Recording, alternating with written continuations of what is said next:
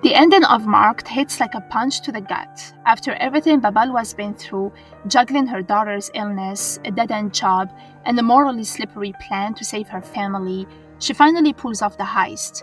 But instead of a happy ending, what we get is something way darker. A woman who started off desperate and broke, now standing in the wreckage of what used to be her life.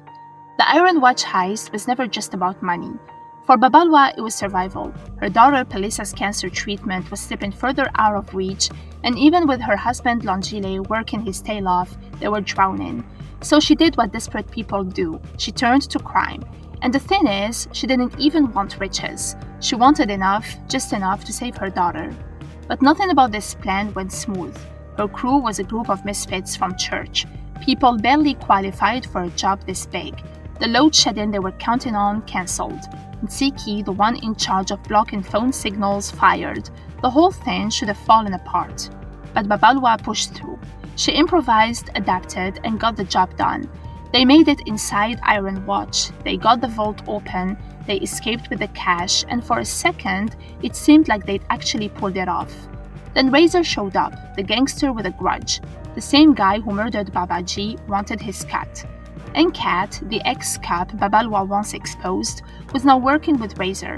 These two were out for blood, and it looked like they were gonna take it.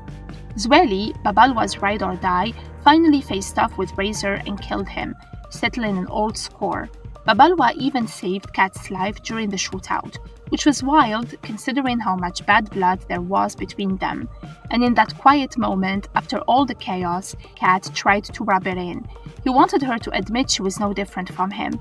And Babalwa didn't flinch. She told him straight up she was corrupt, just like him, just like the whole system. But the difference, she did it for love, not greed, not power, just love. It's a brutal truth and one of the most powerful parts of the finale. She's not trying to be a hero anymore. She knows she's crossed the line, and at this point, she's not even trying to get back. Then came the real gut punch. Zakaria, the boss at Iron Watch, finds out someone inside his own family gave up the vault code. Turns out it was his daughter Nelisa, Zweli's secret girlfriend. He's furious. He storms into the church where Babalwa and Zweli are tying up loose ends, and he threatens to blow up the whole thing wide open. What happens next is tragic and messy. Zweli tries to calm Zakaria down, but Babalwa panics and shoots him dead. Just like that, there is no big plan, no clean finish, just a split-second decision that seals her fate. They bury the body, and then her phone buzzes. It's a voicemail from Longile. His voice is full of joy and relief. He tells her they've raised enough money for Palisa's surgery, that Zakaria donated a massive chunk to their fake charity. He tells her they don't need to go through with the heist anymore, that maybe there is still hope, still faith. But it's too late. The money's stolen, Zakaria's dead, and Babalwa can't undo what she's done. That voicemail wrecks her, because it shows just how far she's fallen. The irony is cruel. The very man she killed, he was the one trying to help her all along. By the final scene, Babalwa is not the same woman we met at the start. She's changed, hardened.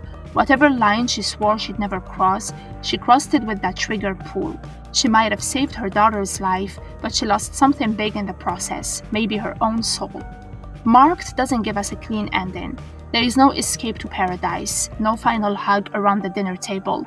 It gives us the truth. Survival comes with a price, and sometimes the real cost isn't just money, it's who you become in the process.